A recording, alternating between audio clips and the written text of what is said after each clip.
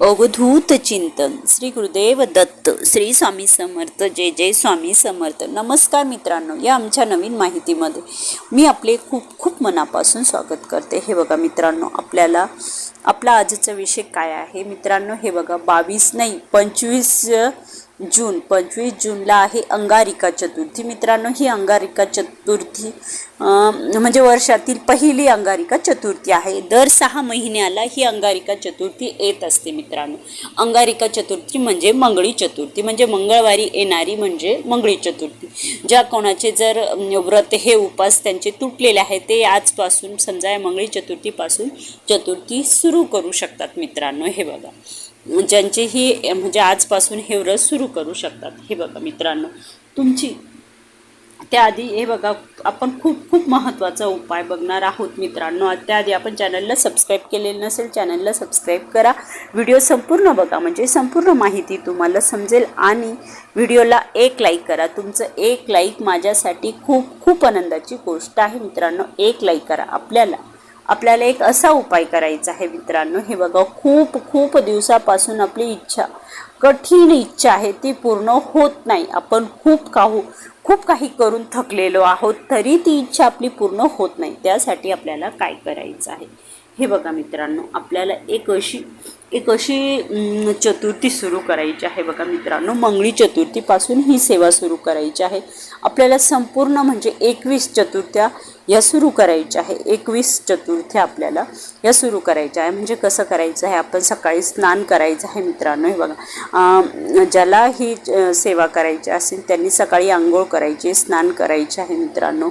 आणि आपली गणपतीला अभिषेक करायचा आहे मित्रांनो। गणपतीला लाल फूल वाहायचं आहे, गणपती बाप्पांचा अभिषेक करायचा आहे। लाल फूल, हळदी कुंकू, अक्षता टाकून मस्त आपल्याला गणपती बाप्पांची पूजा करायची आहे मित्रांनो। आणि आपल्याला काय करायचं आहे, हा व्रत आपल्याला सुरू करायचा आहे। हा व्रत आपल्याला सकाळपासून संध्याकाळपर्यंत करायचा आहे, पण आपल्याला काही न खाता हे व्रत करायचं आहे मित्रांनो। हे बघा, आपण फलहार घेऊ शकतो, म्हणजे आपण कोणतेही फळ खाऊ शकतो मित्रांनो। आपण आंबा खाऊ शकतो, केळी खाऊ शकतो, सफरचंद खाऊ शकतो, किंवा आपण दूध पिऊ शकतो।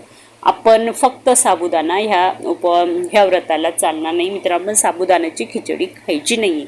आपण हे फलहार आपण करू शकतो दिवसभर। आणि संध्याकाळच्या वेळेस आपल्याला काय करायचं आहे हे बघा मित्रांनो, जेव्हा आपण उपवास सोडू तेव्हा आपल्याला फक्त काय काम करायचं आहे मित्रांनो, 21 मोदक तयार करायचे आहे मित्रांनो। हे बघा, आणि आपल्याला काय करायचं आहे, प्रत्येक मोदकामध्ये आपण काय करत असतो, आपण त्याच्यामध्ये खोबरं आणि साखर टाकत असतो। प्रत्येक मोदकामध्ये खोबरं आणि साखर भरायची आहे मित्रांनो। आणि फक्त एक मोदक असं करायचं आहे, त्यामध्ये मीठ टाकायचं आहे मित्रांनो।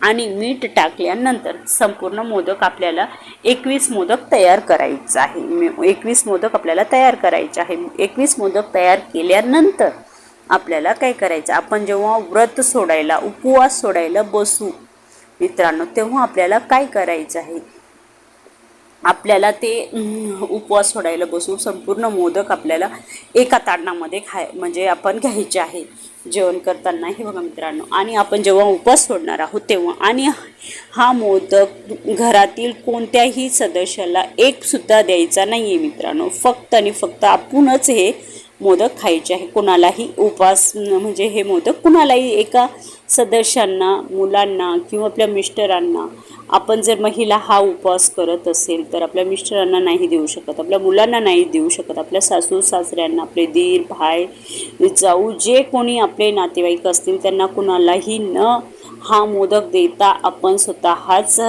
खायचा आहे मित्रांनो। हे बघा, आणि हा उपवास कोणीही करू शकतो।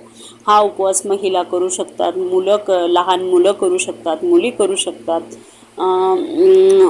घरामध्ये प्रत्येक कोणतेही सदस्य असेल कोणीही हा उपवास करू शकतात महिलांनो। हे बघा, आणि आपण मोदक आपले तयार झाले, आपल्याला हे करायचं आहे व्रत म्हणजे आपला उपवास सोडायला आपल्याला बसायचं आहे। तर हे बघा, आपण मोदक खायचे आहे जोपर्यंत आपला जो मिठाचा मोदक लागत नाही तोपर्यंत आपण खात राहायचं आहे मित्रांनो. हे मोदक आपण खायचे आहे आणि जेव्हा आपल्याला तो मिठाचा मोदक लागेल तेव्हापासून आपल्याला आपले समजा मोदक पुढे आपण खायचं नाही मित्रांनो, तिथूनच आपण सोडायचं. आपल्याला पोळी भाजी खायचीच नाही, फक्त 21 मोदकावरतीच हा उपवास करायचा आहे.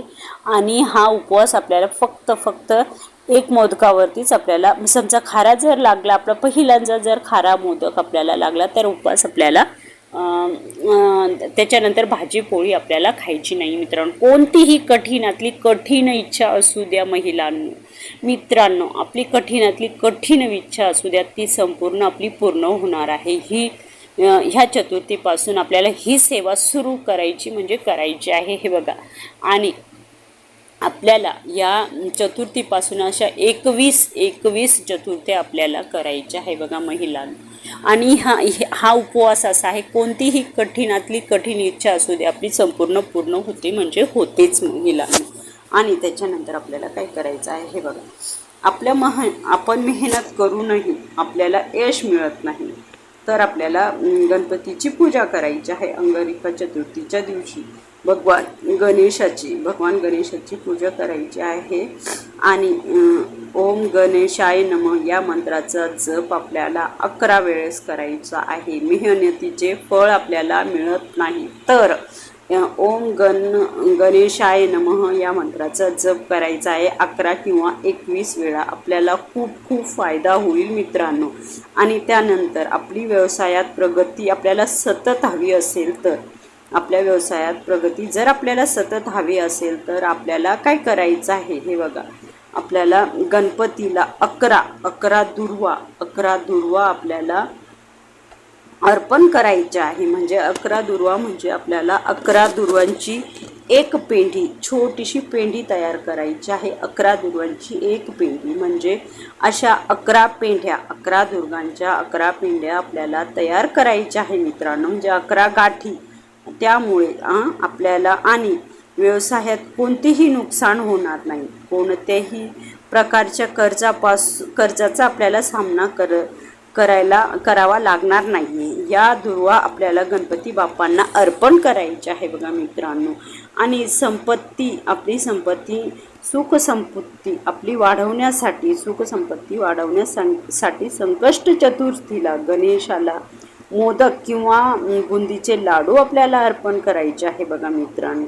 मोदक किंवा बुंदीचे लाडू आपल्याला, आणि तुमची कोणतीही इच्छा असू दे मित्रांनो, ती आपली पूर्ण होणार आहे बघा. हा उपाय आपण बुधवारी करू शकतो.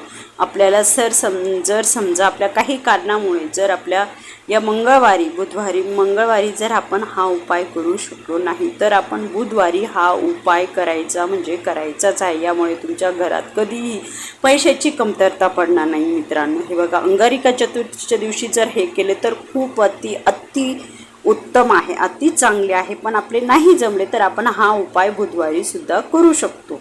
21 बुंदीचे 11 लाडू किंवा मोदक गणपती बाप्पांना अर्पण करायचे आहे. हे बघा, जर तुम्हाला कर्जापासून मुक्ती हवी असेल तर गणपतीच्या मंदिरात जायचं आहे. विधीनुसार पूजा करायची आहे. पूजा करताना ओम गणपताय नमः, ओम गणपतीयाय नमः या मंत्राचा जप आपल्याला करायचा आहे.